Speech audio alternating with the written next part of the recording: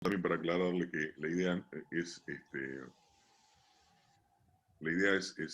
no es no vamos increyendo ni acumulando ni correlacionando contenidos, sino que, bueno, a medida que vamos detectando algunas cosas, trato de que esa idea de los tres paradigmas esté reflejada en la exposición.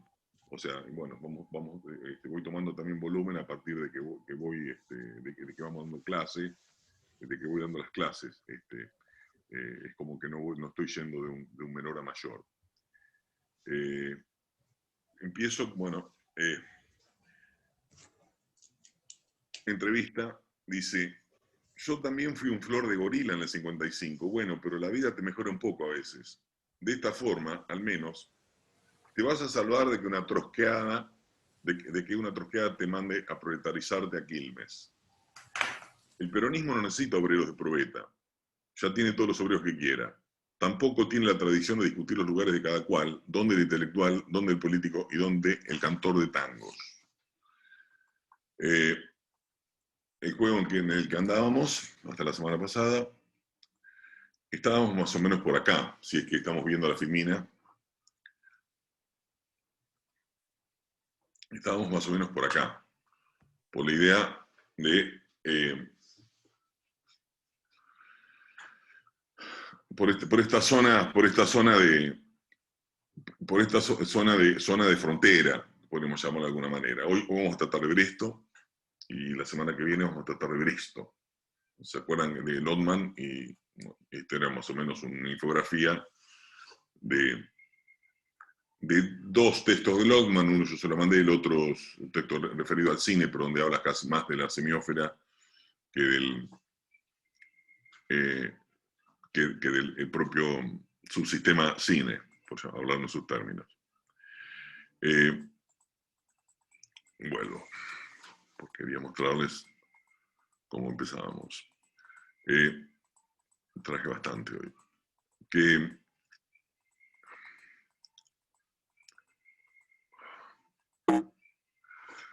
Es decir, de alguna manera u otra, y de manera mecánica también, sabemos perfectamente bueno, que además de que Lotman dice que esto en la vida práctica no se produce, sino que es al efecto de la descripción, sabemos que esto el corpus es un... El corpus sería como un grafo en constante movimiento. Me gustaría que alguna vez vean un grafo, o sea, una representación de una base de datos de literatura y de autores, por ejemplo, en plataformas. El corpus no se termina nunca. El corpus es una cosa que se está siempre moviendo, pero más o menos para graficar en las clases anteriores, la clase anterior, y algo de lo que vamos a tratar de abarcar hoy, en el caso tiempo que tenemos. Bueno, estuvimos trabajando acá, como les decía recién. ¿Se acuerdan que hablábamos de un corpus democrático? O sea, de un movimiento a la diversidad, donde el sistema trata de engullirse en todas las formas textuales posibles. También no solamente hay estas formas que van tomando de alguna manera u otra su protagonismo al interior del sistema, no son solamente títulos, sino que también pueden ser géneros. O sea, las disputas no se limitan solamente a la puja al interior del sistema semiótico, y sobre todo cuando estamos hablando ya del sistema maduro, que trata de de encontrar su identidad autorrepresentándose, su retrato perfecto, ¿no? Bueno, ya ahí es otro tema, ese nivel de disputa es otra clase de disputa, que se parece bastante poco a la que está sucediendo acá afuera. Entonces, ¿se acuerdan que yo la pregunta que le hacía es, ¿en qué clave van a leer nuestros hijos o nuestros nietos la carta abierta de un escritor de la Junta Militar?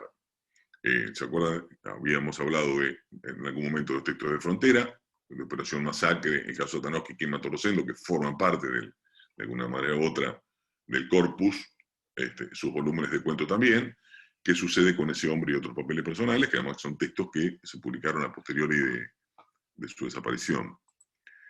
Él dice, que es una de sus frases preferidas por mí, dice: los resultados de la acción son desde luego más importantes que los discursos y las intenciones. Entonces, abrimos un paréntesis para hablar un poquito también del tema del policial en América Latina, porque ¿qué pasaba? Él de lo que detecta, él tenía un estudiante de doctorado en la Universidad de Michigan, que era Donald Yates, con el que intercambiaba cartas, y él, bueno, Donald siempre le solicitaba información sobre el origen, la evolución de la narrativa policial en América Latina, y también sobre la literatura latinoamericana en general. Entonces, él decía, bueno, tenemos problemas porque tenemos un problema, sobre todo con el tema del policial, porque la gran mayoría de los escritores latinoamericanos, hispanoamericanos, a su entender, ambientaban sus historias en Estados Unidos o en Gran Bretaña, o también de alguna manera inventaban nombres que sonaban ingleses para que las obras resultaran creíbles, de alguna manera. Eh, este, entonces, sobre todo los escritores argentinos, que era, bueno, quizás también la región que más prolífera en términos de producción de policial en la década de los 50. Entonces, también, cuando les pedía algún tipo de recomendaciones acerca de escritores latinoamericanos, Rodolfo lo que hacía era una especie de tensión, de proponer una especie de tensión entre el policial argentino y el cuento latinoamericano, y el cuento fantástico y el resto de los cuentos latinoamericanos, sobre todo porque los escritores argentinos, tanto que escribían policiales como los que no escribían policiales, o los que escribían el cuento no policial, tradicional, el motivo casi siempre estaba fundado sobre la fantasía, sobre elementos fantásticos, o el policial de esas características de imitación de lo anglosajón de una manera u otra, y sin embargo en los cuentos chilenos o bolivianos uno va a descubrir que, bueno, que no son fantásticos, sino que narran la vida en salitrales, en una mina de estaño. Entonces decía que el testimonio más brutal y conmovedor sobre la explotación de los pueblos originarios en Guasipungos era Guasipungo, la novela de Jorge Casa. Yo también me acuerdo, podemos hablar de la famosa saga de Héctor de Chacón en Intálope, de Redoble por Rancas, Garabombo el Invisible, Jinete Insomne, de Manuel Escorza. Entonces, una de las cosas que me tomé el atrevimiento de proponer era un puente, una de las formas del policial que Rodolfo conocía bien por su oficio de escritor y por su oficio de traductor de policiales, y por su oficio de escritor de policiales, que podemos decir de alguna manera u otra también que una de las formas del policial que en ese momento a la cual él accedió puede funcionar también como una interfase entre dos ideas de literatura, entre dos poéticas. Es decir, Yates en el 64 ya decía que en la sociedad hispanoamericana la autoridad de la fuerza policial y el poder de la justicia se admiran y aceptan menos que en los países anglosajones. Y estamos hablando de fíjense la operación de distancia que producía para los escritores de policiales argentinos una reivindicación de la fuerza policial cuando que señala Walsh a su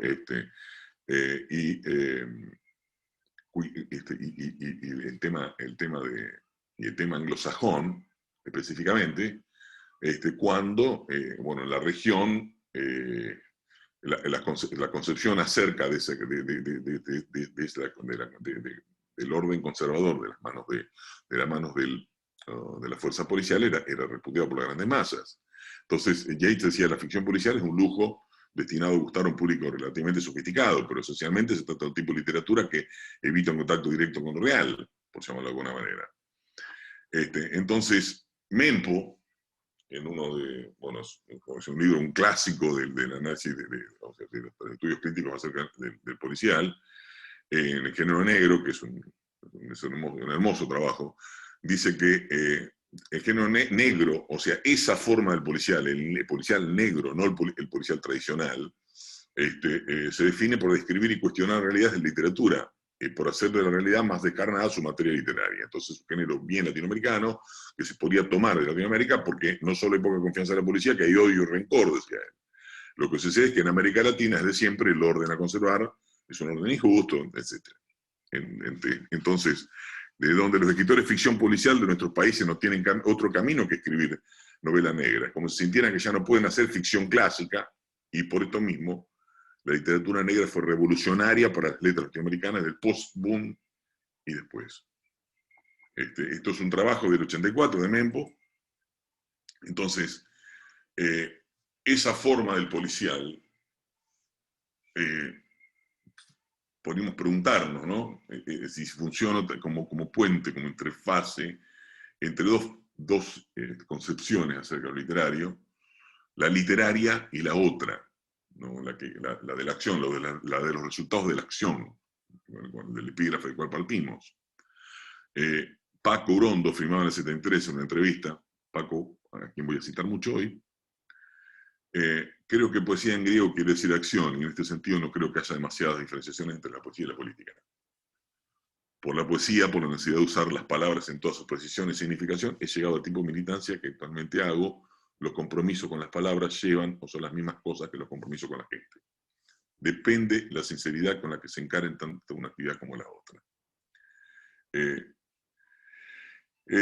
Hay un tema en relación con el tema anterior, con el peldaño anterior, que estamos hablando del tema de los escritores policiales, clásicos, o sea, podemos llamarlo los escritores del canon clásico, de una literatura. Sarlo tiene en un seminario, Sarlo en los 80, me acuerdo perfectamente, haber sido en el año 87, donde Sarlo planteaba el tema de que todavía no se escribía pensando en la generación, en generar un público, en crear públicos. Donde ella analiza el tema del mercado editorial, ¿no? Diciendo, el Sur tradujo absolutamente todo y produjo, o sea, incentivó la producción literaria, pero no sé si pensaba tanto en las grandes masas para la lectura, sino que, bueno, tenía otro efecto que tenía que ver con el efecto de política cultural, de exportación, que lo charlamos la semana pasada. Entonces, Borges y Bioy, Isidro Parodi, el mexicano Elú con el Máximo Roldán, que es un personaje, un detective absoluto, del policial más clásico, Edwards con Román Calo, sin casi denuncia. Es una literatura casi, como podemos llamar, de evasión. Si después de todo se pensaba siempre el mote del policial como una forma de policial, el policial inglés, por llamarlo de alguna manera, el que daba Borges en inglesa, no el que daban en norteamericana después cuando Costa Picasso. O sea, no Hammett. Entonces, ese tipo de... y también con la ciencia ficción, y si nos ponemos a pensar en esa época, Rodolfo había trabajado en los dos géneros, se conocía, había traducido, había hecho volúmenes y todo sobre fantástica, ciencia ficción y el policía clásico. En un poco también podríamos atrevernos a decir que estos arquetipos de detective que se proponían eran un poco, sonaban como impostados para la realidad latinoamericana, por decirlo de alguna manera. Ahora, ¿qué pasa? Él escribe, ojo, con esto quiero decir tampoco que, de alguna manera,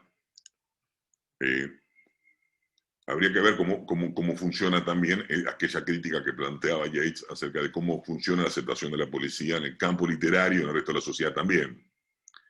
Bueno, eso es fruto de otro trabajo. hasta ahora no encontré marco teórico sobre eso. Volvemos a Operación Masacre. Encontré al hombre que mordió a un perro, que son esas pastillas de Rodolfo que eran maravillosas. Dice que le cambió la vida, de alguna manera, fíjense cómo repite, o sea, cómo están repetidos los motivos. O sea, después hablábamos de Carver en algún momento también, el tema de los motivos en Carver, los caballos en la niebla, los caballos en Carver, que es una constante. Los motivos. En el 64 decidí todos mis oficios terrestres. El violento oficio del escritor era el que más me convenía. Esta es la historia que escribo en caliente, de un tirón, para que no me gane de mano. Bueno, pero en un momento dice, es que uno llega a creer en las novelas policiales que ha leído y escrito y piensa que una historia así, vuelvo, en las novelas policiales que ha leído y escrito, y piensa que una historia así, con un muerto que habla, se la van a pelear en las redacciones. Piensa que está corriendo una carrera contra el tiempo, que en cualquier momento un diario grande va a mandar una docena de reporteros y fotógrafos como en las películas. En cambio, se encuentra con un multitudinario esquive de bulto. Es el prólogo de Operación Masacre de 1964, del mismo año en el cual Yates decía aquello del policial, las fuerzas policiales en el policial en América Latina.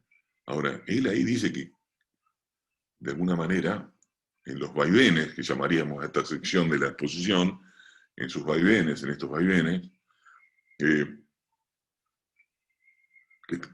quizás concebía que escribía una novela policial. Es que uno llega a creer que las novelas policiales que ha leído piensa que una historia así, y está dentro de ese marco teórico. Sigue estando está dentro del... no escapa a su acción, a la acción y a la concepción que ya tenía, y a lo que había aprendido de alguna manera. Mi relación con la literatura se dan dos etapas: de sobrevaloración y mitificación hasta el 67, que ya tengo publicados 2 libros de cuentos y he empezado una novela. De desvalorización y paulatino rechazo a partir del 68, cuando la tarea política se vuelve una alternativa. Esos son los resultados de la acción, ¿no? La línea de Operación Masacre era una excepción, no estaba concebida como literatura, ni fue recibida como tal, sino como periodismo, testimonio. Bueno, de alguna manera intentamos graficarlo de alguna manera con Lotman y el doble movimiento de los sistemas culturales. Volví a eso con Rosendo. No sé quién mató a Rosendo García, porque encajaba con la nueva militancia política. Quedaba en pie, sin embargo, una nostalgia, la posibilidad de entrevista, de redimir lo literario y ponerlo también al servicio de la revolución. Redimir lo literario. Entonces el irlandismo también, esa cosa. Bueno, esto está en ese hombre y otros papeles personales. Entonces, no era concebida como literaria. O por lo menos por el campo no lo era. Ahora bien, volviendo un poco atrás. Discúlpeme que estoy tengo un problema con el padre, entonces, bueno, estos temas que pasan cuando uno... ¿Qué perspectiva le ves vos a la serie de los irlandeses? Le pregunta Piglia en la famosa entrevista de enero de 73. ¿La vas a seguir? ¿La ves como una sola historia? Sí, yo pienso seguirla. Hay un par de temas más que tengo pensados, por allí seguramente si me pusiera saldría mucho más en vez de un par. En este caso, asumiría la forma de esas novelas hechas de cuentos, que es una forma primitiva de hacer novela, pero bastante linda. Habría un par de historias adicionales ya pensadas, una de las cuales será de adultos, es decir, es un cuento contado por chicos, pero que es de adultos. El título es Mi tío Willy que ganó la guerra. Es una historia contada por los chicos en una circunstancia especial. Están enfermos en la enfermería, hay una peste escarlatina, un chico cuenta la historia de un tío que va a pelear la guerra mundial, entonces la historia ahí se le escapa. Comienza a ser una historia de adultos, después vuelve al narrador final, pero la historia se les escapa. Esa sería una de las historias. Hay otra historia probable con la intervención y participación del diablo, también en la misma enfermería. Es probable que la historia final la integren 6 o 7 historias que constituyan una novela hecha por cuentos, todos episodios transcurridos en un año hasta el último día en el colegio. La idea de la novela, de la construcción de la historia a partir de pequeñas unidades, de esa desconfianza que decíamos que tenían por la ficción compartida con Sarmiento, muchos de los escritores del siglo XIX, la desconfianza por la ficción y también esa preferencia por la forma breve, diría Piglia, coincidiendo con Sarmiento, con Borges. Ahora, hay un tema que yo decía, la construcción de la historia a partir de pequeñas unidades. Y un tema también, yo acá coloqué abajo, puse Vero Estergel, porque hay un tema que también lo emparenta con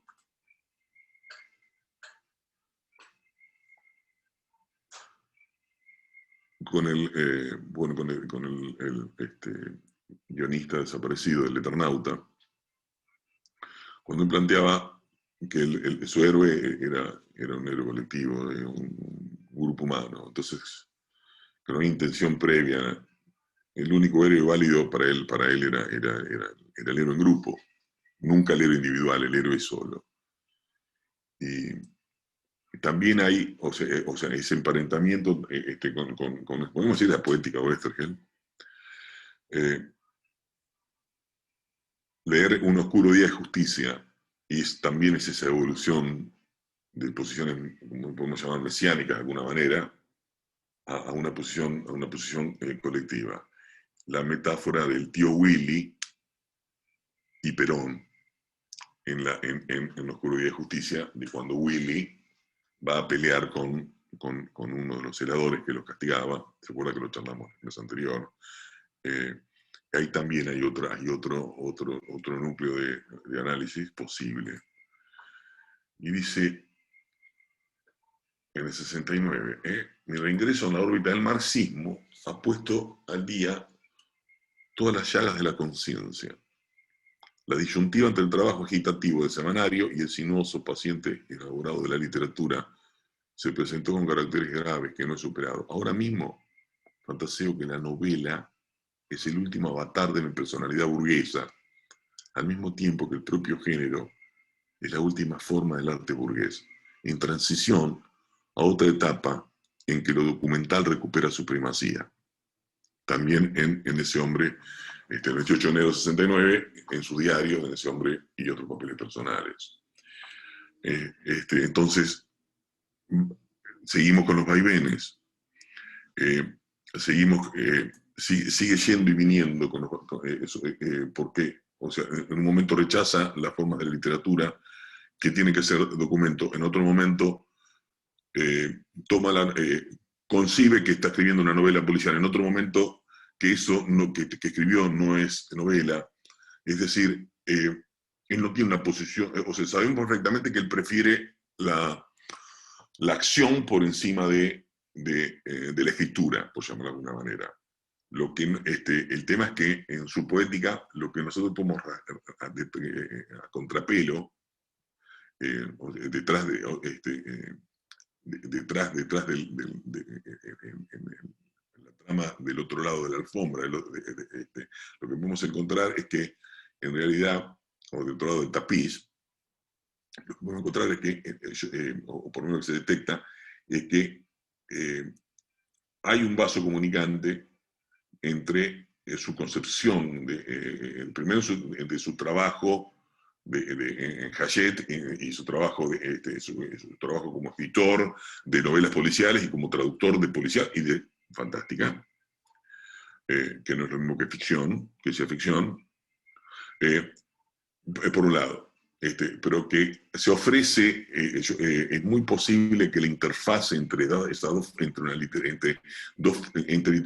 formas de literaturas, no solamente entre dos formas literarias, sino también entre dos momentos, que eso lo vamos a ver en un ratito. Leímos con ustedes que, o sea, fíjense,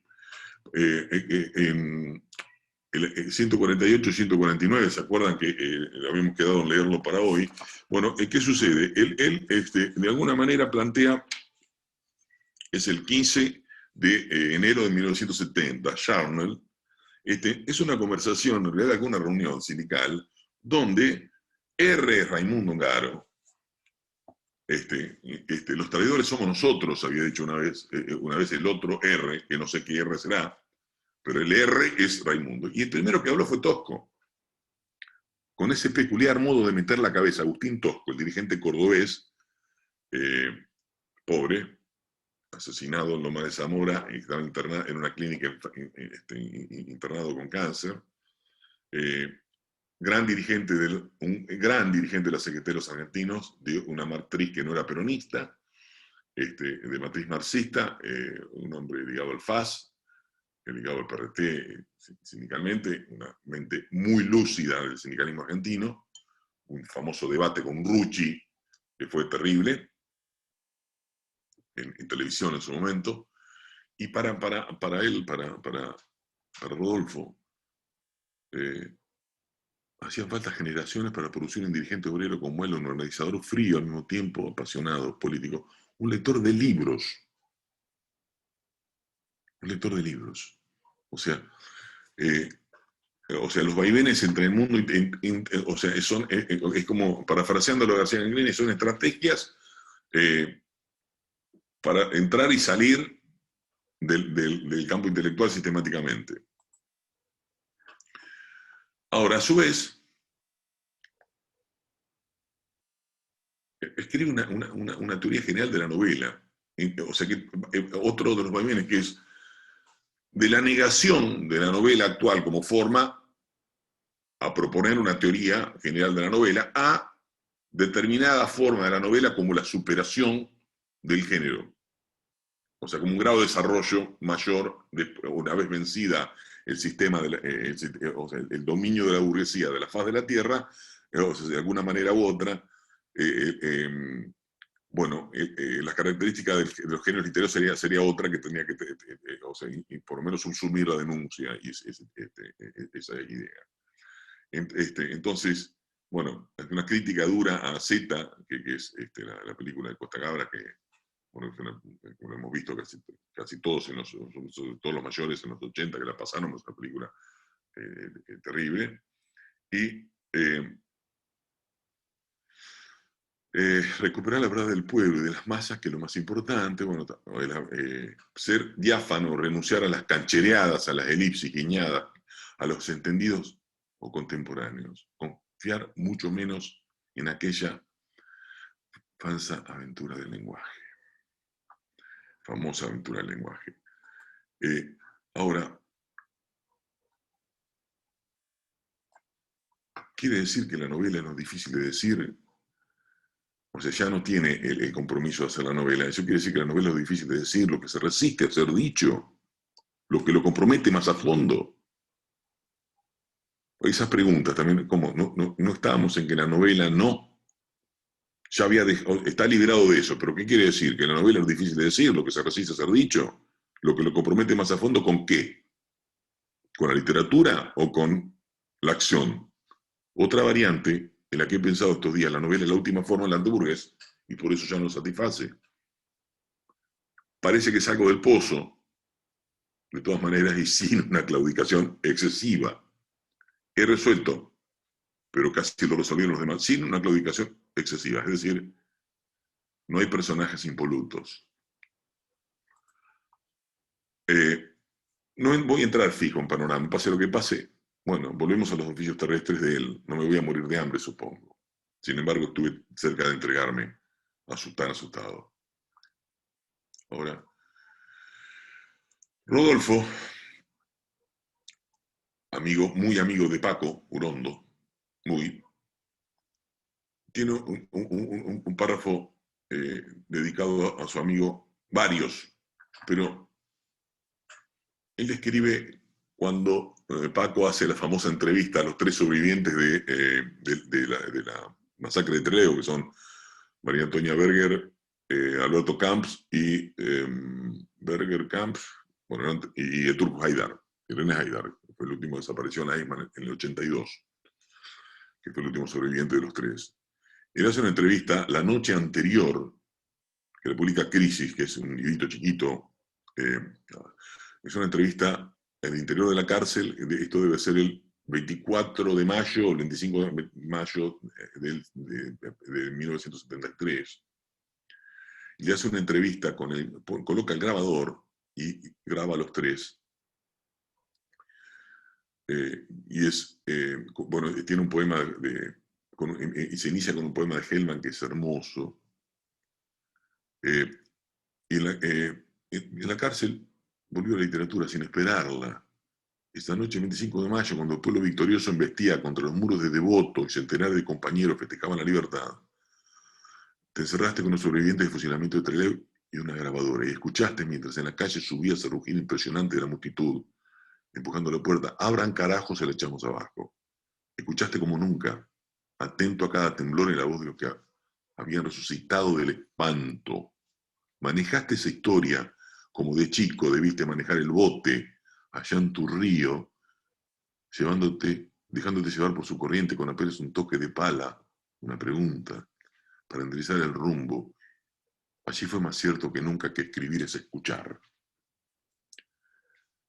Le escribe también creo, a Paco el de Santa Fe, a Paco Urondo el de Santa Fe, el del bote, y el paralelismo entre la acción del escritor y el remo, y remar. La novela es lo difícil de decir. Prometo que en la próxima clase voy a juntar las preguntas. La novela es lo difícil de decir, lo que se resiste a ser dicho, lo que me compromete más a fondo. La última forma de arte burgués. Hay un apotegma marxista que es, o sea, es un estigma del marxismo, que fue siempre tratar de encontrar el grado máximo de desarrollo dentro de la esfera burguesa para el salto hacia el socialismo en cualquier acción, en cualquier cosa, ¿no? O sea, bueno, había Lukács y la novela histórica.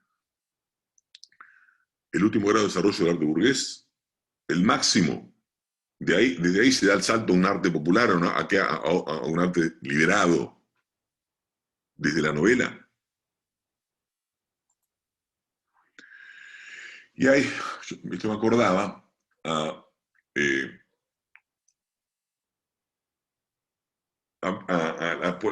famosa, no en la polémica, sino que, bueno, son esos intercambios que hacían Benjamin y Adorno sobre el problema del aura en el arte. Que la denuncia traducida al arte, dice Rodolfo, de la novela se vuelve inofensiva.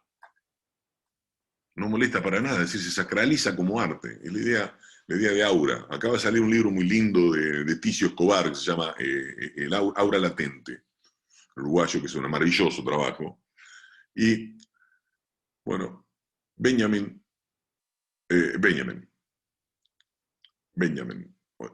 la obra de arte en la época de la repetibilidad, porque fíjense, o sea, en realidad la cita es de Benjamin para analizar como epígrafe para poder trabajar el reportaje de Piglia otra vez sobre Me he criado entre la concepción burguesa a la categoría artística. Me resulta convencerme que la novela no es una forma artística superior, de que lo vivía visionando, tener tiempo para escribir una novela. Pero ¿qué pasa? El tema es que hay dos posibilidades, o que sea el grado máximo de desarrollo o que directamente ya sea la literatura haya sido, esta forma de literatura ya haya sido superada por el testimonio y se acabó. Que serían las dos cosas que vamos en los vaivenes de Rodolfo. Ahora, cuando leemos a Adorno y Benjamin, o sea, en la discusión entre ellos sobre el tema el problema de la museificación, o sea, sobre todo el análisis de la vanguardia, o sobre el análisis de la vanguardia específicamente, como que la autonomía, o sea, el problema de la obra es que, o sea, pierde el aura, pierde su autonomía en la sociedad, y como que la autonomía, se pierde la autonomía estética, diría Adorno de alguna manera. El tema es que eh, eh, ambos coincidían en que la reproductibilidad técnica, o sea, al haber ganado el mercado, la industria cultural, haberse ganado los géneros que provenían de una etapa previa, de alguna manera u otra, eh, la reproducción ya pasa a formar parte del propio procedimiento artístico, por llamarlo de alguna forma. Entonces el aura, eso es lo que constituye específicamente o sea, es estética política, o sea, constituye a la obra en ese ser especial, esa posibilidad especial que la obra aquí y ahora, bueno, el aura se pierde y entonces la obra de alguna manera u otra pasa a una dimensión que podríamos llamar institucionalizada, musificada. Entonces, tanto Benjamin como Adorno, o sea, tomemos en cuenta que ellos son los que Frankfurt inicia la idea de análisis de la industria cultural, por alguna manera, ¿no? Eh, en, en la dialéctica del iluminismo específicamente, creo que la primera traducción al castellano hizo Losada, en la década del 40 o del 50. El tema es que lo que no coincide, porque para Adorno, Adorno tiene una diferencia grande con Benjamin, y yo no estoy tan, no tengo una gran seguridad, pero Rodolfo estuvo en Cuba y estuvo en contacto con muchísimos cuadros del marxismo, son debates que el marxismo de época se daba, y entonces es como que también hay un vaivén ahí entre su concepción poética, entre por un lado, que para Adorno dice que eh,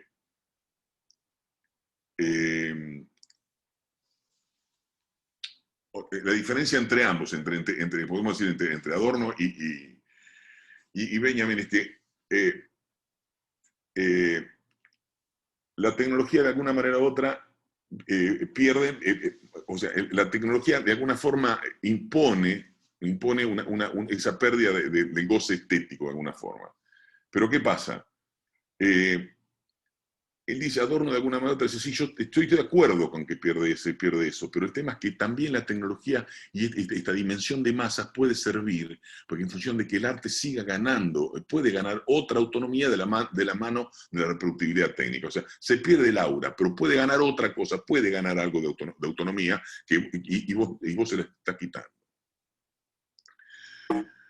Entonces, y yo estoy seguro que Rodolfo de alguna forma u otra tenía o sea, de alguna forma u otra, o sea, eso es un debate que se han dado de manera totalmente masiva en el campo intelectual de la época, sobre todo Frankfurt. ¿Por qué? Tomemos en cuenta que en el 68 tenemos el Mayo francés, y ahí Frankfurt también tuvo una participación de alguna manera u otra en las ideas, algunos de ellos.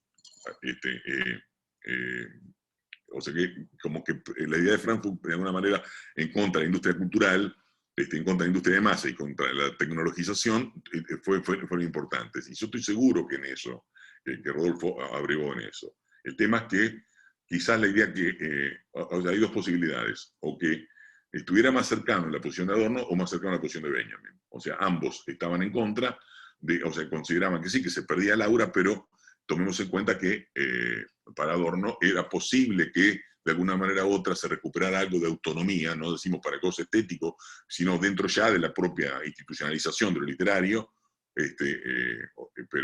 o la musificación narrativa, por llamarlo de alguna manera, pero que se pudiera recuperar.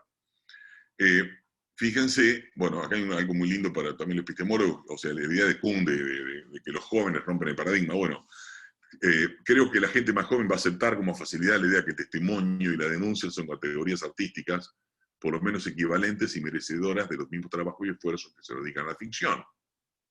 Y que en un futuro incluso se inviertan los términos, que lo que realmente se ha apreciado en cuanto a arte sea la elaboración del testimonio del documento. Y le pregunto, vuelvo con esto, ¿cómo se leerá la carta abierta? ¿Cómo se va a leer la carta? Es una pregunta. Volvemos a Londman.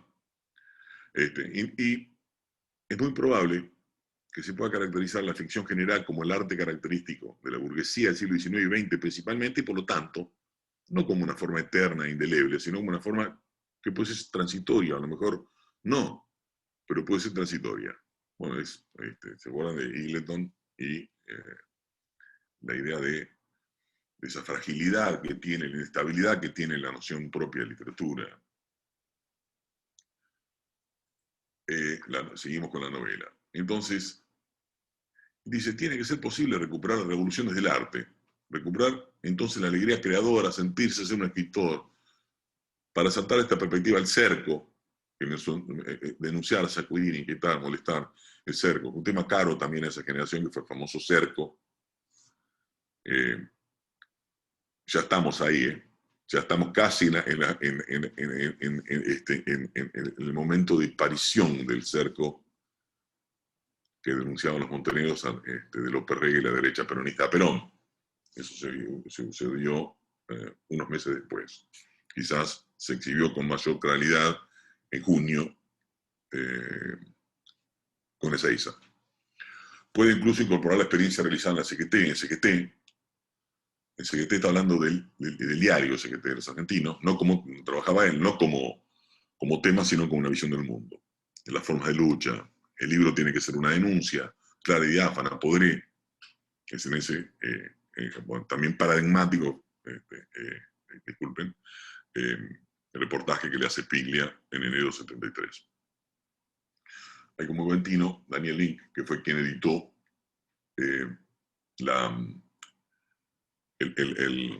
Ese hombre y otros papeles personales, dice que Wells decía, ya no escribo más en su diario, en uno de esos arrebatos por abandonar la ficción. Lo que para Daniel Link pone en evidencia que Walsh escribía que no podía escribir para seguir escribiendo. El tema es que, o sea, en cada momento, cuando dice ya no escribo más ficción. No escribo más literatura, estoy proponiendo una forma literaria distinta y sigo escribiendo.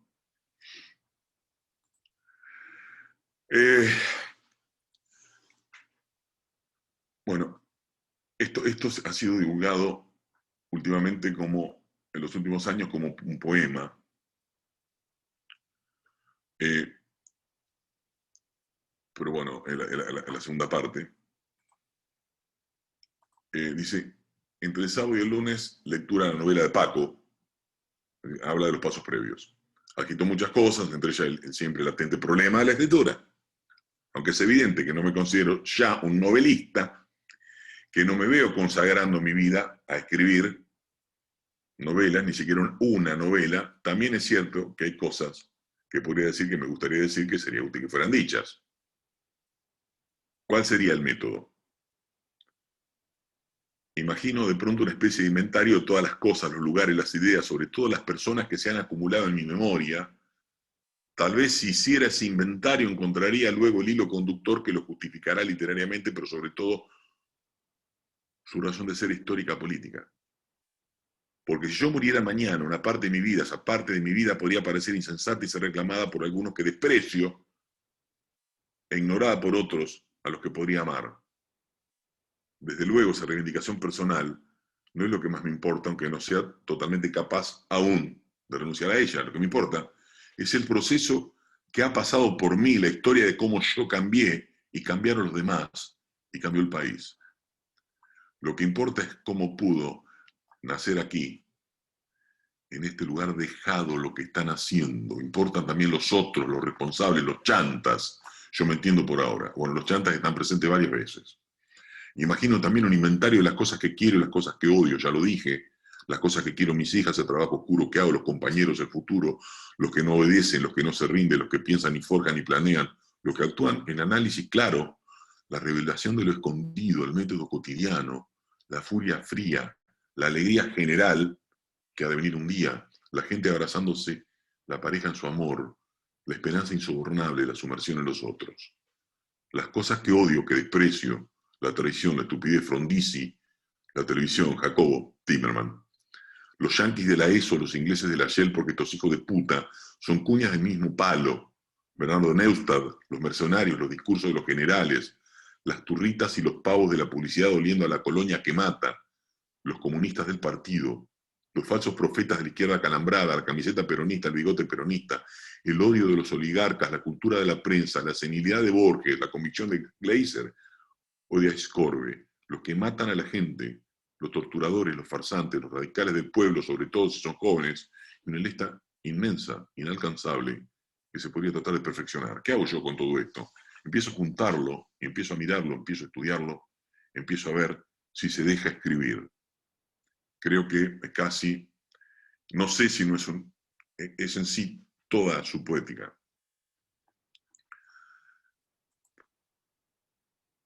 Vaivenes, volvemos. Cuando en el interior de Corrientes, esto es el expreso de la siesta, cuando en el interior de Corrientes conocí hombres adultos que nunca habían visto una ciudad e ignoraban lo que era un cinematógrafo, recordé esos guerrilleros que al bajar de la sierra tomaron por estrellas las primeras luces eléctricas que veían en su vida. Vaivenes, volvemos, ¿no? El estilo literario inserto en el periodismo.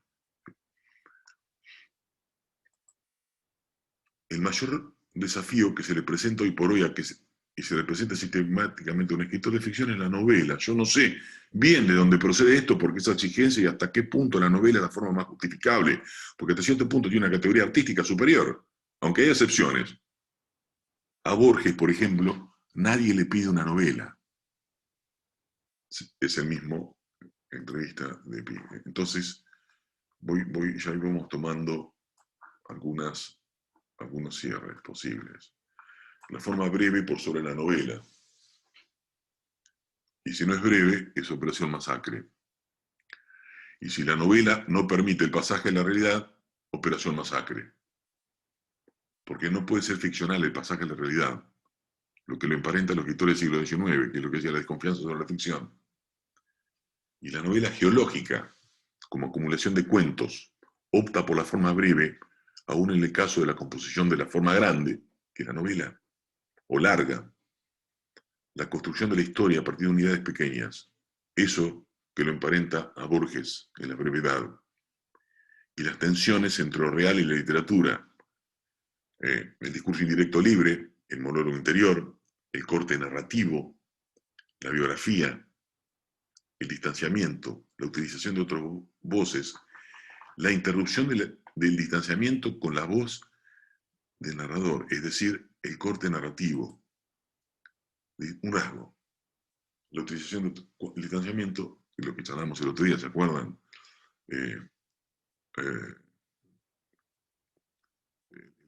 Colimba, por ejemplo, ¿no? El caso de Colimba que dice, bueno, no dijo viva la patria, dice, no me dejen solo, hijo de puta. La utilización, o sea, es sistemática la utilización de otras voces, constante, la serie de los irlandeses está totalmente presente. Pero, vaivenes, la interrupción de distanciamiento con la voz propia del narrador, es decir, el corte narrativo, en los dos cuentos, en esos dos cuentos, en Esa mujer es mía, donde Esa mujer es mía, o es la voz del narrador, o en este caso es la voz del coronel, en Esa mujer es mía. Pero ¿qué sucede? Y entonces ahí utiliza de una manera la técnica de siempre, que es, vamos a distanciar, esa cosa se acuerdan que decíamos de Tranenie, de ese distanciamiento crítico de Shklovsky. Bueno, ahora, pero ¿qué pasa? El cuándo, general cuándo de ese hombre. El cuándo general cuándo es la voz del narrador, absolutamente colocada. O sea, si se distancia, sí, pero cuando el narrador tiene que tomar partido, lo toma. Por lo menos en algunos de sus textos. Ese hombre es un cuento que está en Ese hombre y otros papeles personales. Yo no sé si hay una edición previa. En Walsh, entonces, su poética sería quizás el puente entre el mundo social, lo real, con la utopía, sus valores, no olvidar su irlandismo católico, que su trabajo con el policial lo lleva al policial negro, que es un lugar común entre la literatura y el mundo, que la novela como género sería el puente o el último grado de desarrollo de la literatura burguesa, por llamarla de alguna manera, diría también es de eso, Georgi Lukács. Lukács tiene 2 o 3 trabajos sobre esto. Hay uno también que les recomiendo no Lombardi Satriani, de Sanguinetti sobre una sociología de las vanguardias, o la parte más cercana al arte popular del arte burgués. Son esas dos cosas, o es el último escalón o la parte más cercana. Y alguien habla por él, por el narrador, haciéndolo en el desplazamiento, hace de puente, un tercero. Esto abre otra interrogación. ¿Quién es ese tercero?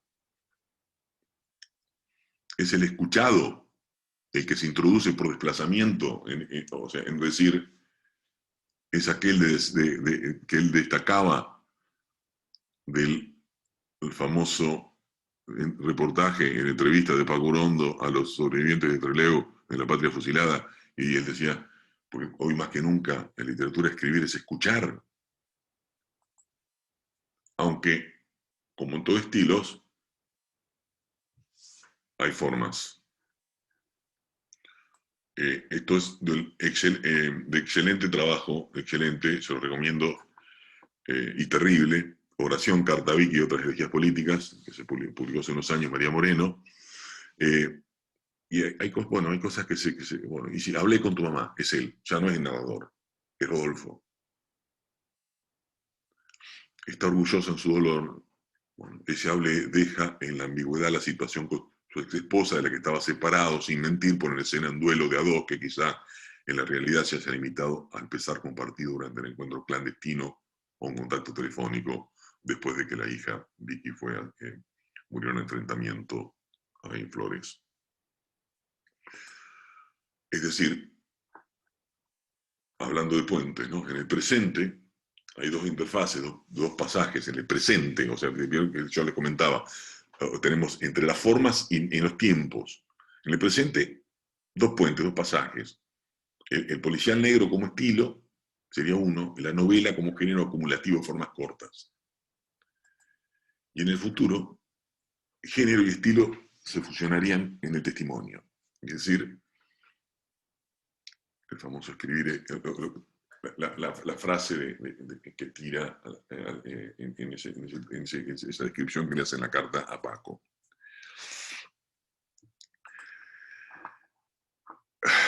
Hay algo que, bueno, que posterior a Rodolfo es otro de los posibles también perspectivas de abordaje a las obras que tiene que ver también en realidad con lo que propusieron los estudios culturales Birmingham, lo que propuso el Centro de Estudios de Birmingham, por lo menos desde fines de los 50, pero Raymond Williams, con uno de sus trabajos, que es Marxismo y Literatura, trabajaba en esas zonas imprecisas de sentido y de prácticas, a la que él llamaba estructuras de sentimiento, estructuras de sentir. Y él decía que hay dos grandes sistemas ideológicos, que llamaba estético y psicológico. Ambos eran de manera irónica derivados de los sentidos, de estas acepciones, distancia y proceso donde la experiencia, el sentimiento inmediato, la subjetividad, la personalidad, resultan generalizados reunidos. En oposición a estas formas personales, los sistemas ideológicos de la generalidad social fija de los productos categóricos, las formaciones absolutas resultan ineficaces dentro de su dimensión específica. Es decir, la presencia de ciertos elementos que no están cubiertos por otros sistemas formales constituye la verdadera fuente de las categorías especializadas de lo estético, bellas artes y la literatura imaginativa. Es como una especie de complemento a aquellos que charlábamos de Londman. Es decir, un sondeo de esta estructura de pensamiento, de sentimiento, de sentir, de sorteando un obstáculo importante para el reconocimiento. O sea, es como que quizás también está ahí. O sea, los vaivenes en su concepción de la poética también tiene que ver con eso. Tiene que, entre el tema, entre lo estético y psicológico y los sistemas ideológicos ya fijados. Es decir, entre lo que la imposición del colectivo, en realidad, vamos a llamar la hegemonía, o el consenso de su colectivo político ideológicamente categorizaba en relación con lo que tendría que ser literatura, y lo que él no había logrado todavía y pensar que también era de una generación mayor a la de la mayoría de los cuadros de los montoneros con los cuales él militaba, que quizás no había cristalizado todavía en lo ideológico. Entonces esos aspectos derivados de las estructuras del sentido, es decir, de lo estético y de lo psicológico, de los sentidos, estas cosas, estos temas personales, sirven también como fuente, pero son también algunas de las causas que podemos tratar de determinar de los vaivenes, de ese ir y venir en su concepción. Entonces, volvemos, y con esto termino, al principio, volvemos a London. Es como que el policial negro y la novela arqueológica funcionan de alguna manera como en su poética como ese ingreso de los géneros de frontera al corpus, o sea, encontrar el lugar por donde ir sumando al corpus. Y yo creo que el puente en esta frontera estaba en esas dos características, en esas dos ideas que estoy seguro que él tenía, influido por el espíritu de época, podemos decir, por sus conversaciones en Cuba, por el tema, o sea, por todos los dilemas del masismo que se planteaba, por Frankfurt, Benjamin, por la reproductibilidad del arte en el momento técnico, etc. Pero ahí vemos alguna de las formas, las posibles de la incorporación de géneros y estilos de frontera y sus propios textos, al corpus, y nos quedaría ver la semana que viene en el último paradigma, que sería, ¿qué hicimos con esto? ¿Qué hicimos con esto? Nos quedaría ver esto, cómo ingresa de una manera u otra al canon, o cómo se van acercando muchos de sus textos al gran canon de la literatura argentina, y qué es lo que hicimos con Rodolfo. Hall, otro, tenía algunas diferencias con Williams, pero no eran tantas, igual que Thompson, bueno, que también, del mismo lugar, New Left Review, director, falleció hace unos años. Bueno, Stuart Hall decía que la revolución cultural más profunda fue consecuencia de las márgenes ingresando a la representación.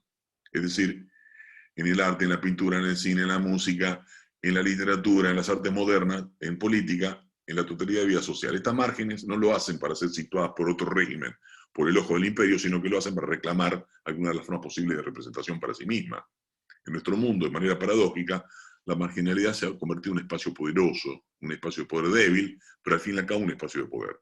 Podría abordarse parte de la obra de Walsh, por lo menos, me atrevo, ¿no? Como las márgenes ingresando, géneros, estilos, el policial, el documento, a la representación. Esto es un tema bien tardío, propuesto, no, o sea, lo pongo de manera forzada en relación de que Stuart Hall lo escribió en función también de un análisis de la sociedad post-thatcherista.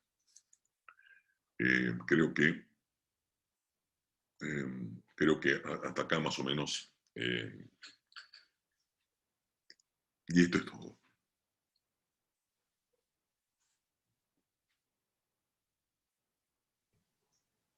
Muy bien, Adrián. Bueno, a ver quién quiere hacer algún comentario, pregunta. Buenas noches. Pero, Yo quería hacer una pregunta y un comentario sobre el texto de María Moreno, también a modo de pregunta, ¿no? sí. Lo primero que quería preguntar es sobre un texto de Piglia en las clases, en las cátedras estas que da Piglia en la década del 90. Sí. Él menciona a Walsh como una vanguardia y hace como todo un estudio de la vanguardia, bueno. Saer Puig Walsh. Exacto. Acaba de sacar un trabajo Martín Cohen ahora sobre lo que se llama la vanguardia permanente. Ah, mira. Que es un análisis también sobre esa situación. Él hizo un lío bárbaro porque sacó en página 12, dijo en página 12 que Borges hubiera sido peronista. Martín Cohen, también hace un trabajo sobre, entonces bueno, ahí todo en Twitter todo un debate sobre eso, Martín lo provoca, pero lo hace de Trotsky, lo hace de la idea, o sea, lo hace de la idea, él, bueno, él militaba con nosotros en los 80 en la agrupación peronista de la facultad, en la CUP, y después, y de una manera u otra se incorporó al trotskismo avanzado en los 90, igual que Pablo Lavarces. Así que no sé, me gustaría leerlo, pero sí. Disculpa, te interrumpí. No, no, básicamente quería saber eso, ¿qué pensás de ese estudio de Piglia? Porque a mí me pasa cuando lo leo que no me termina de cerrar, porque para mí verdaderamente Walsh fue un revolucionario en la literatura, definitivamente, y era toda una concepción de la literatura y la política como dos vidas, digamos, a partir de su proceso, con Operación Masacre y lo que viene después, y ni hablar hacia el final, ¿no? De su vida, como que él entiende, junto con Paco Urondo y un poco Hellman, que su metralleta era su metralleta, digamos, y como que tienen esa concepción de muy, como armas también de militancia, muy comprometido. Y yo siento que Piglia en ese estudio un poco trata como de desviarlo, no sé. Y lo otro, que con respecto al texto de María Moreno, yo me acuerdo porque estaba en la facultad en esa época, estaba en la facultad. O sea, mirá, te digo, no sé, porque pasa que Piglia siempre tuvo una relación sincera con Walsh. Él tuvo una relación sincera, siempre. O sea, de antemano le dijo que no estaba de acuerdo con el proyecto político.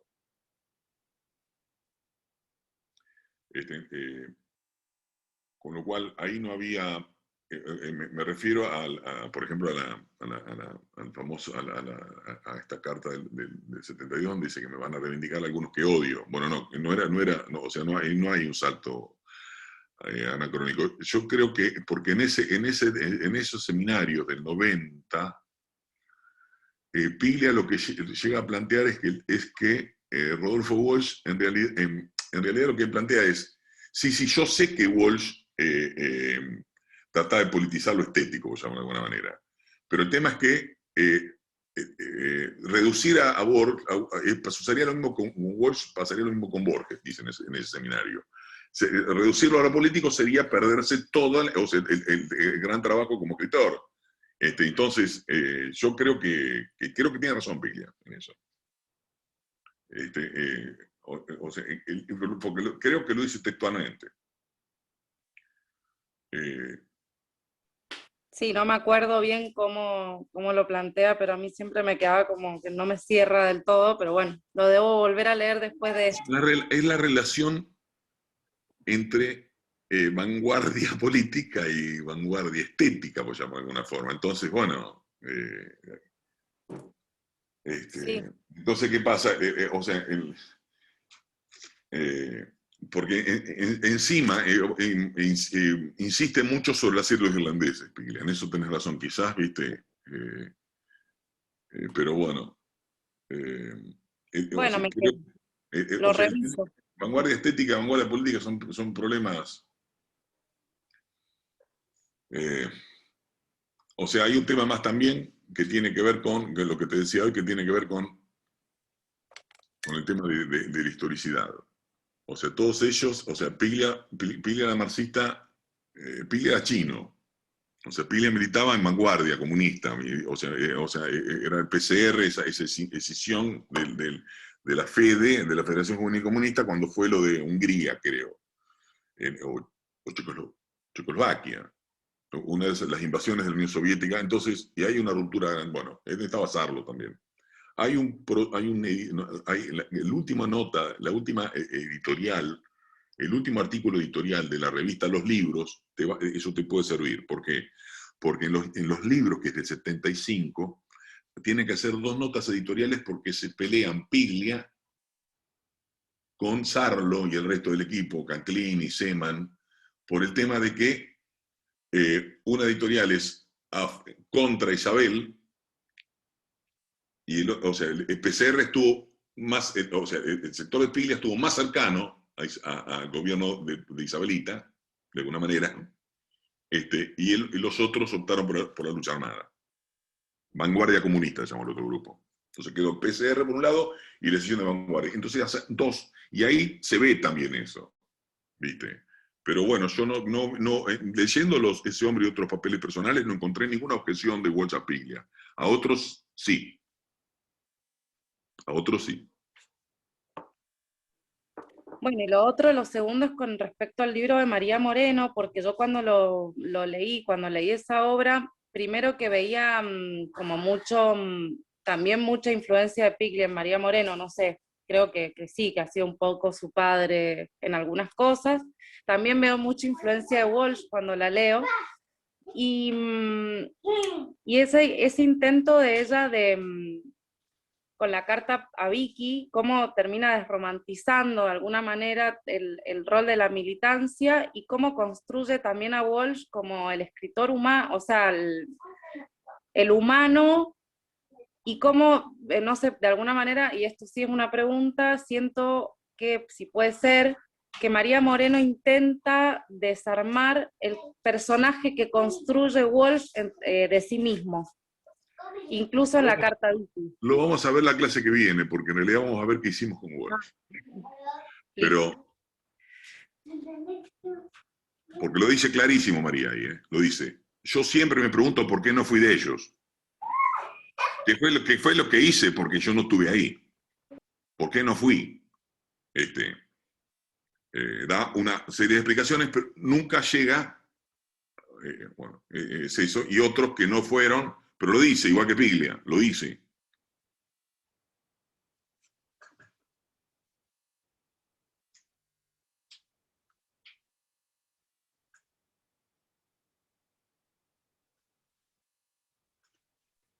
Hola, Hola. ¿qué tal? Una preguntita. La clase anterior, vos mostraste un libro de los años 80, creo que era, o sea, cuando se empezó, apenas falleció Walsh, más o menos, y cómo se empezó a Sí, estudiar a él. la obra literaria completa, el siglo XXI. La coordinó Jorge Tula, el negro Tula, que era un viejo del Partido Socialista, del grupo de Alicó, que vivía, ese libro lo editaron lo hicieron en la Villa Olímpica de México, del DF, los exiliados, y bueno, empezaron más o menos un año después de la desaparición de Rodolfo. Creo que Nicolás Casullo tuvo algo que ver ahí, porque estaba en el mismo lugar, en el mismo barrio, en el mismo grupo. Nico fue un compañero de Rodolfo también, militó con él. Turna Mercado seguro, Turna Mercado, gran escritora, esposa de Noé Chitric. Yo creo que han tenido que ver también con esa edición. Sí, bueno, tienen notorias ausencias del libro en función también de lo que se concebía por literatura en su época. Claro. Después, Adrián, si no es molestia, ¿podrías mandar el nombre en el Classroom? ¿De qué? El ¿Del libro? libro. Sí, porque Se llama Rodolfo Walsh, obra literaria completa. Listo, gracias. Del siglo XXI. Perfecto. Y tenía otra preguntita, no sé si va mucho con él, pero que es como erudito de Walsh, te pregunto a vos. A mí me pasa que, o sea, no sé por qué, tipo, bueno, Proust nunca nombra en Busca del Tiempo Perdido que a su hermano. ¿Por Sí. qué Walsh no nombra nada a Enriqueta, su compañera en toda la investigación de Operación Masacre? ¿Cómo lo pensás eso? Mirá, lo podés ver acá. Acá hay una entrevista a ella. Te digo, Ah, la mejor biografía de Michael McCogan. O sea, la buenísimo. mejor biografía de Walsh, o sea, bueno, esto lo tradujo LOM en Chile, no está editado acá. Ahí ella cuenta, ella pedía que no. Por eso, es que hicimos con Walsh. Ahora, ¿qué hicimos con Enriqueta? Porque bueno, es eso. Ella ahí lo ve, se ve clarísimo. Mira, yo te digo una cosa, los dos libros más importantes que leí sobre los 70, o sea, que por lo menos que yo digo, y esto no se parece a nada, y mirá cómo piensan estos, es de Montonero, Los soldados de Perón, de Gillespie, que tiene un montón de fallas, porque bueno, pero lo escribió en ese momento, lo escribió en los 80 al principio, y esta biografía. De hipótesis raras. Muchas gracias. No, a usted, a vos, a vos. Hola, buenas noches. ¿Cómo Hola. estás? ¿Qué tal, Mariano? ¿Cómo te va? ¿Cómo va? Mire Eh, usted. bien, volviendo un poco a lo que comentaba sobre el policial negro como estilo, que retoma Walsh, y la novela como forma, por así decirlo, en Operación Masacre, pienso yo que ahí se ve estructurado de una manera a lo policial, porque él, digamos, eh, hace como es episódico como lo narra. Primero va a las personas, a las víctimas, a estos personajes que son reales, y después va a los hechos, ¿sí? Sí. Para después volcarse en otro capítulo a las evidencias y, y a la investigación posterior. Que creo que tiene toda esa estructura similar al policial en términos ficcionales, pero que a su vez también está entre esta tensión entre lo real, ¿sí? Los hechos reales, el testimonio y la denuncia, que creo que también, incluso en algunas descripciones, por supuesto en lo que es la masacre en sí, eh, donde la voz, la distancia, esa distancia que vos planteás, se ve justamente en los distintos testimonios o los puntos de vista de las víctimas, ¿no? Que eso es todo ficción, obviamente, y casi poéticamente hablando de cómo se hacen pasar por muerto y cada uno de los sobrevivientes logra huir de esa situación, ¿no? Que logra una tensión importante, y que es la mejor parte incluso de la Operación Masacre, la parte que es bastante desgarradora y de mucha tensión, que obviamente es parte también de lo ficcional y de la poética de Walsh también, en cómo lo narra. No sé si estás. Vos sabés que, está perfecto, vos sabés que tu compañero recién hablaba del tema de la idea de las vanguardias de Piglia, y yo creo que Piglia reivindica la no ficción, porque dice o sea, que en realidad la utilización de las técnicas, de técnicas no del policial, de literarias, dice él, quitan, o sea, es como que mueven a la novela del impasse, de un camino sin salida. O sea, como que estaban en la novela, o sea, es como que había encontrado o en algún momento encontró un tope, y un estancamiento. Entonces la utilización de esas técnicas. Entonces yo veía, digo, claro, porque si no sé qué pasa. Es como que o terminamos hablando analizando la Revolución Libertadora, de alguna manera, o los vaivenes, o no los vaivenes, sino un análisis de hasta dónde está lo real y hasta dónde está lo ficcional. Y ahí el tipo era lo suficientemente inteligente como para estructurarlos de ahí, y en ningún momento habla del negro. En ningún momento. No habla jamás. O sea, mirá que me di vuelta todo. No habla del policial negro. O sea, él habla del policial, sí, pero no habla del policial negro. Entonces, eh, eh, o sea, es como que lo forzamos. Yo creo que el pasaje es ese. Yo creo que el pasaje está ahí. O sea, el impasse está. O sea, el análisis que vos planteás está bien. Está estructurado como un policial. Eso ya. Y él dice que estaba escribiendo una novela policial que incorporó un fusilado que vive y después en un momento dice, no, esto es periodismo. Pero bueno. Ah, sí, no, incluso en la misma obra aparecen otros policías, ¿no? Está el policía malo y el policía bueno, ¿no? Como sería el policía negro, Como pues está el Estados policía Unidos. que Claro, tal vigila, cual. Como en Hammett, como Cosecha Roja. claro, como cosecha roja. Sí, tal cual. Y de hecho los sobrevivientes se encuentran con otros policías que los ayudan y que se conocen.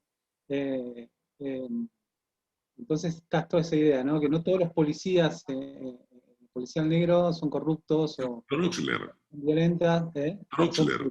claro. Julio Troxler fue su comisario, o sea, sale de los fusilamientos, Sí. o sea, trabaja de sí mismo en la película de Operación Masacre del Tigre Cedrón, hace de sí mismo, y después pasa a ser jefe de la policía de provincia de Buenos Aires. Sí, sí, sí. O sea, y es uno, bueno, qué sé yo, sí. Gracias, Mariano, buenísimo, como siempre. No, gracias a vos.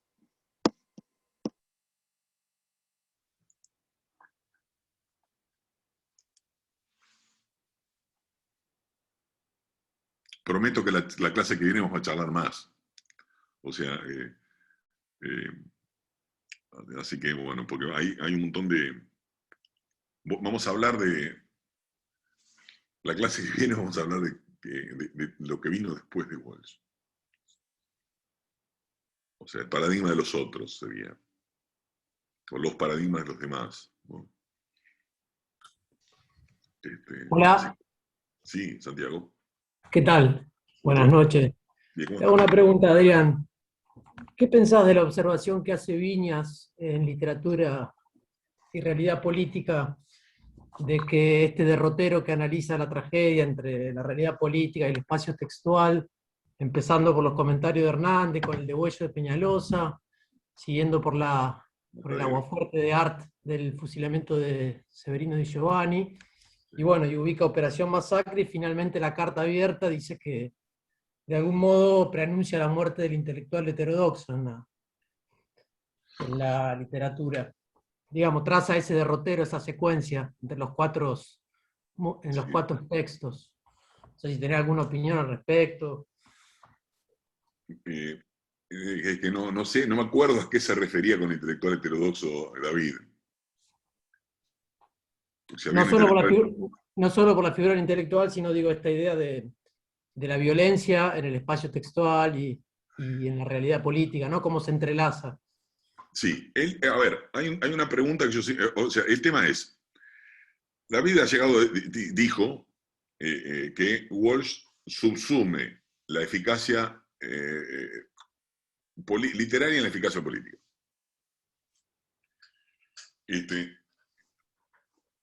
Es muy, me hace acordar a Bourdieu sobre el tema o sea, en realidad es qué es lo específico propio de cada campo. Que está bien para el momento, porque el mismo Walsh se lo preguntaba. Ahora, el tema es que eso o sea, el tema es que pasa el tiempo y vos incorporás también la obra de Viñas ahí. Claro, entonces, sí. ¿qué sucede? Entonces, o sea, y es que es la pregunta que me hacía Vero Díez recién, que es, ¿eso me habilita a hablar de la eficacia política de Viñas? Claro, pero de alguna manera Viñas dice que después, con la muerte de Walsh, digamos, hay una situación desarticulada entre franja política y cultural, ¿no? De que es un punto de inflexión muy grande en la literatura. Sí, bueno, sí, es muy, sí, que no sé, tendría que leer la obra de él y tendría que volver a leer eso, que lo vimos en los 80, no me acuerdo yo, pero estoy seguro que... Son 4 páginas en literatura y realidad política, se llama Rodolfo Walsh, El ajedrez y la guerra. Es El ajedrez y la guerra, sí, está, hay un librito también que salió de una crónica cuando va a visitarlo a Tigre con Piri Lugones y están en el Delta, es muy lindo. Sí, hay un par de comentarios en Sí. Donde, bueno, por eso lo podemos ver la clase que viene, donde Rodolfo no específicamente coincide demasiado con David en vida. Qué difícil coincidir con David. Pero tal cual, claro. ¿Y con Rodolfo? Entonces, no sé, más en ese momento. No sé, no tengo una opinión. No sé qué decirte, tendría que volver a leer el artículo y decirte que, o sea, a qué concibe intelectual heterodoxo, y el tema también, porque ¿sabes qué pasa? Que yo no sé si después de Walsh no hubo otras formas de la política y no hubo otras formas de intervenir en la política, en política y literatura. Bueno, ahí Viñas también menciona a Berbisky al pasar y con su estilo, ¿no? En esa época ya. Sí, claro, pero Viñas, por ejemplo, yo no sé, Recuerdo la muerte de Bonazo. Y, o sea, el tema es que la serie de literatura sigue después, por eso me refiero. El tema es que haces, yo tendría que leerlo para ver a qué se refiere Viñas, o sea, incorporándolo a Viñas en la conversación, que Viñas fue candidato por Izquierda Unida, por ejemplo. Entonces habría que ver cómo se relacionan textualidad y política desde los 80 en adelante, porque el corpus es lo que planteaba de antemano. El problema es que el corpus se va ampliando y también Sí, sí, incorpora a totalmente. los que hacen aparato crítico. Sí, sí. Algún acto maravilloso, un acto terrible, o sea, hay una discusión, me contaba Carlos Damaso Martínez en su momento, que también el tema del famoso acto del PCR en Plaza Flores. Bueno, hay un montón de temas que lo puedo charlar la vez que viene. Gracias. Disculpa, Santiago, no te puedo... No te hagas problema. Me faltan elementos para leerlo, me faltan elementos. Lo traje a colación por la charla. Gracias.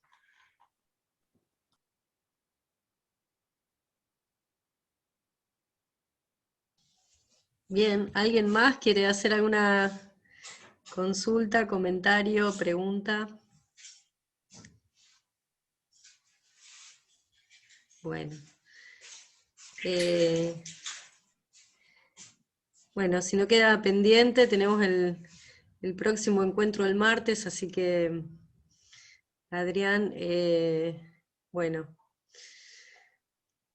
muy buena la clase, todas las cuestiones que estuviste planteando. Yo tenía la duda, Walsh escribe diarios, ahí cuando hacías esa referencia, hablé con tu madre, en esa carta... es la carta a Vicky. Ajá. Es la carta a Vicky. Claro, pero no es que hay diarios al estilo, no es que tiene... Sí, están acá. Están acá. Ese hombre. Están acá, claro. Es lo que sobrevivió a la patota, a la ESMA que le reventó la casa a San Vicente.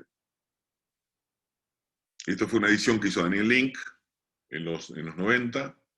Está intervenida, o sea, hay nombres que están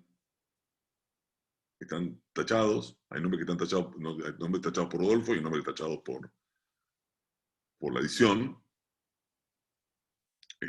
Pero, y es más, Daniel Link, hay los pasajes más literarios, Santiago, en los pasajes más literarios, Daniel dice, junté varios papeles y creo que este criterio sería de armado sería este.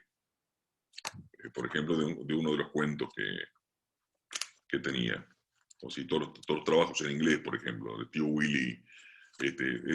Es una joyita este libro. Es el único que está en Planeta, porque esto se Barral, está toda la obra está en De la Flor ahora de nuevo. Pero bueno, no sé por qué en los 90 Patricia se dio la edición de Daniel Link, que es impecable. Habría que verlas, habría que tomar las fotocopias y ponerse a ver también qué es lo que no tiene tachaduras. Ay, perdón, qué pesada, soy Vero otra vez, pero Sí. me encanta. Que ahí puse en el chat porque había mucho ruido acá en mi casa, pero quería, como cuando hablábamos esto de textualización y política hoy, o a partir de los 80, digo, con los medios de comunicación, no sé, yo hoy veo como que está, o por ahí en términos de Josefina Ludmer, que habla de las literaturas posautónomas, ¿no? Esta hibridación. Nada, y a mí me parece que a partir de los 70, o los escritores del 70, por ahí marcan ese precedente, bueno, ya venía tal vez, y que hoy es súper...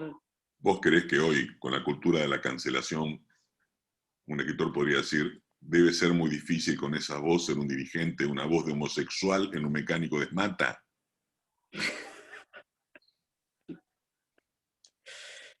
Entre otros pasajes, los pasajes de Cuba, que no, bueno, que lo han acusado. Pero, bueno, no sé, pero yo veo como esa intervención por ahí de otros... He visto algunas cosas, por ejemplo, en Diario La Nación, no me acuerdo cómo se llama, es una escritora, Pola... Bueno, no me acuerdo la apellido. Oloy Sí, Sarak. ahí Las está. teorías salvajes. Sí, y bueno, escribe para Diario La Nación y bueno, leí algunas cosas, como que veo eso, ¿no? Hay una melange ahí entre la literatura, los medios, La revista política. Sedul, o sea, están los chicos del diario, está Martín Rodríguez. Bueno, pero es otro mundo, es otra cosa, son otros paradigmas también. Obvio, sí, re Obvio, diferente, te digo, sigue hibridado ahí, mezclado y está dando vueltas. O página 12, ¿no? También. por dar Igual otro yo ejemplo. sigo, o sea, igual yo sigo creyendo, o sea, el tema es cómo se construye el campo. Y es un problema porque eso no nos da para esto, pero, o sea, de cuáles son los elementos que construyen el campo hoy. Entonces el tema es, a ver, por ahí Ariel Schettini después, o no le gusta a Ariel o a Lidia Evangelista, o sea, pero yo creo que el panorama literario está tomado por la corrección política, es un problema grave. Creo que la industria cultural tiene una capacidad enorme de canonización. A ver, no sé lo que charlamos. Ponele que Mariano y Maeso y vos estudiaron juntos en la Universidad de Valladolid. Y, bueno, se formaron con el mismo gusto, hicieron el mismo entrenamiento, las mismas formas poéticas, las mismas formas estilísticas, todo. Entonces, vos colaste en el board de editores del grupo Prisa. De Santillana, Taurus, Altea, Aguilar, Richmond, el diario El País, CXW Radio de Miami, Union Radio de México, Mapocho, FM Hit, Radio Continental, Sarandí Sport en Uruguay. Bueno, y el domingo sale una entrevista a Mariano en Levabelia, que es el suplemento cultural del País, que vos querés saber que vamos a leer el año que viene, el Levabelia, que están abiertos porque, o sea, ya sabés lo que el año que viene nos van a vender, o ya va a llegar, bueno. Entonces hay una feria del libro, no sé, en Centroamérica, y sale Mariano, que todavía en su novela no se publicó, ya vendió los derechos al polaco, todo. Y vos vas en un auto, como me ha pasado, por Aranda de Duero, en la montaña, en plena nieve, y encuentro y escuchás una entrevista, estaba el Gordo Lanata con Ángels Barceló, haciendo una entrevista a un escritor peruano, o vas por un auto por Barranquilla o por el Chuy en Uruguay o en Sarandí Sport, Víctor Hugo haciendo una entrevista en Continental, que era el mismo, o sea, a Mariano, y dice, ¿cómo llegó este acá? Y porque claro, pues, ni siquiera saben los gente del programa que, o sea, que forman parte del mismo grupo. Entonces, ¿qué sucede? Y después, yo hace casi 6 años soy secretario de Cultura de Chivilcoy y no conozco un escritor de Chacabuco. Entonces, o de Alberti. Entonces, es un tema, o sea, yo creo que tiene más capacidad que el Estado, inclusive, en la construcción del canon escolar. Porque si vos ves, o sea, acabamos de terminar una investigación con Gloria Lynch sobre transposición de literatura latinoamericana y caribeña escrita por mujeres. Transposición a digital. Y si vos vieras la cantidad de títulos o sea, hace unos años hicimos el mismo trabajo, ahora hicimos otro. Entonces, cuando vos ves, los títulos más traspuestos son obra dominio público. O sea, no pago derechos. Las cartas de relación de Hernán Cortés con su rey. Listo, pasa. Bueno, o ponerle Juana Ibarburu, bueno, Juana más, bueno, listo. Ahora, el tema es que de repente te encontrás con que los dos únicos escritores vivos que aparecen en todas las búsquedas que haces son Vargas Llosa e Isabel Allende. Y los títulos de mujeres más traspuestos son todos los ligados a la corriente estilística del realismo mágico de los 90, de la segunda ola, o sea, Isabel Allende, Laura Esquivel, Gioconda Belli, claro, entonces decir, bueno, ¿a qué se debe esa presencia ahí? Porque además de los títulos ligados a los estudios culturales o podemos llamar al giro postcolonial, por llamarlo de alguna manera, que aparecen los estudios de género, por ejemplo, que son la mayoría de las escritoras, aparecen las caribeñas que antes no aparecían. ¿Por qué? Porque han pregnado en la Academia Norteamericana, entonces las caribeñas anglófonas están, Jamaica Kincaid, están casi todas las búsquedas.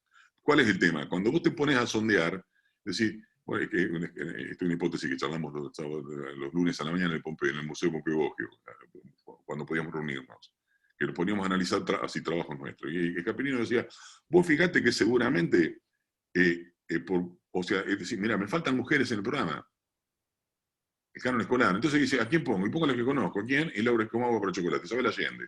La Casa de los Espíritus. Entonces, o sea, de alguna manera te están conformando el gusto, o sea, y están, que por eso te digo que lo político, viste, hoy... Sí, ahí Martín Cohen también avanza un montón sobre eso, sobre los tipos de canon, y da como, con el tema de la docencia, como algunos puntos. El canon escolar. Yo le decía a los chicos, yo doy clase en cuarto año, y les digo, mirá, qué sé yo, siempre el espacio áulico, Vivi, yo fui alumno tuyo, o sea, el espacio áulico siempre tuvo un lugar ahí, viste, de autonomía relativa, porque yo en plena dictadura, yo hice todo el secundario en dictadura, 78 al 82, pero yo en primer año, el día que Argentina ganó el Mundial, nuestra profesora de lengua y literatura nos estaba dando los nocturnos a Antonio Machado. O sea que, y en plena guerra de Malvinas, nuestra profesora de literatura, en el 82, nos daba todos los fuegos de Cortázar. O sea, vos tenés un cierto nivel de autonomía. A las mujeres las mandaban a todas, las tenían locas con el tema de higiene, las mandaban a todas al aula magna. Entonces, ¿qué hacíamos? Nosotros nos dejaban a los hombres solos, en música. Entonces la profesora de música, que repitió, le decía, ¿no están las chicas? Hoy escuchamos Piazzolla. Y te ponía un disco. No podías escuchar Piazzolla, dictadura, imposible, no podías escuchar Piazzolla, no podías. Bueno, entonces siempre tenés un espacio ahí, siempre hay un espacio, todavía. Sí, lo que pasa acá en Mendoza, por ejemplo, digamos, la gran formadora, bueno, creo que en muchos lugares pasa lo mismo, es la Universidad Nacional de Cuyo, y la verdad es que yo siento que poco se debate a Walsh, excepto que sean en espacios abiertos por fuera de las cátedras formales, digamos, todavía se sigue con una formación. Entonces, claro, los docentes que van a las secundarias, mayoritariamente, tienen esa línea de formación, y lleva mucho tiempo esa transformación o esa renovación del canon escolar, y ese sentido de que los docentes canonizamos también, ¿no? Esa responsabilidad de la que habla Martín Cohen, que a mí me parece hermosa y me parece... Muchas veces, pero, ¿sabes qué pasa? Muchas veces, o sea, no se discute quién es el Estado en el aula tampoco, ¿viste? Claro, pero tiene que ver con la formación docente. Sí. Nosotros estamos haciendo investigación de eso, de la literatura argentina en la secundaria. Y eso yo creo que también pasó con el boom latinoamericano, ¿no? Que el boom latinoamericano también de alguna manera fue como un fenómeno comercial, de autores de renombre que no necesariamente vivían en Latinoamérica, algunos vivían en el exilio, en Europa, y que se dejó de lado lo que serían los anti-canon, Juan Filloy, por ejemplo, o Arnaldo Conti, o muchos autores del interior, Daniel Moyano, no el sindicalista, ¿no? Pero el escritor,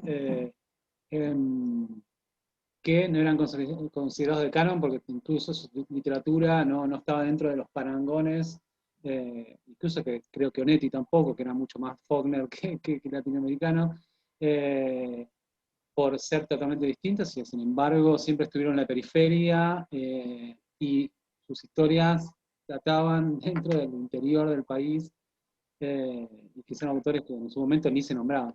Son movimientos de ruptura y continuidad, porque a su vez el boom también, o sea, vos no sabés lo importante que fue el boom en términos de política cultural.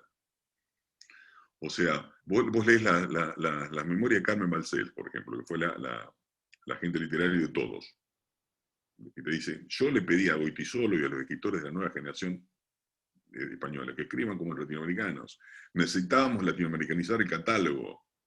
O sea, fue una operación también de envergadura. O sea, no es que sí y no. Sí, estoy de acuerdo en parte. Y en parte me parece que el boom también tuvo su importancia. Hay un tema más también. Gracias al boom, nuestras literaturas son literaturas mainstream. O sea, el tema de la posautonomía, bueno, es un tema que tenemos que... sepas, chicos, me va a matar Diana, pero el tema de la posautonomía de la China Ludner, está bien, el tema, ahora, en literatura latinoamericana no hubo giro postcolonial como en las artes plásticas, por ejemplo, o el cine. No necesitó que se derrumbe el muro de Berlín, o que valga mucho la soja. No necesitó que el cobre valga mucho. Nuestra literatura ya eran mainstream, ya estaban en el catálogo central. Vos por París y encontrás Oesterheld, como he visto yo en Eternauta, o sea, o Juana de Ibarburu, o Delmira Agustini, o Clarice Lispector, o Derek Walcott. Están en el centro. O sea, lo que hubo de giro postcolonial es otra cosa de posautonomía que tiene que ver con las cartoneras, que es un tema posterior. Que es otra interpelación que viene, o sea, que es un tema muy, que no hay aparato crítico sobre eso porque no hay, o sea, las artes plásticas tienen una reflexión mucho más contemporánea sobre sí mismas que el campo literario, que es una cosa burocrática, farragosa, bueno, pero ¿qué sucede? El giro lingüístico impactó más sobre las disciplinas que no tienen a la lengua como materia prima, como las artes plásticas, que sobre la propia literatura. Entonces, no encontrás, decir, bueno, ¿y de dónde salió esto? Porque en realidad también hay un problema, que es el manejazo de la Academia Norteamericana de recolonizar los estudios y tratar de transformar a muchos de los escritores nuestros, que eran modernos, o sea, modernos, mainstream, o sea, que son escritores, o sea, universales, en objeto de estudio de la Academia Norteamericana. Si me va a enojar es Schettini, pero bueno, es más largo, pero podemos charlar otro día. Mañana, si quieres, la próxima clase. Bueno, bueno, genial, genial. Bueno, por una cuestión de tiempo, obviamente. Así que bueno, si les parece, cerramos acá este encuentro. Te agradecemos un montón, Adrián, a todos por estar, por participar. Así que bueno, seguimos en el Classroom y el martes que viene nos encontramos acá. Muchas gracias. Gracias, bueno. Saludos a todos.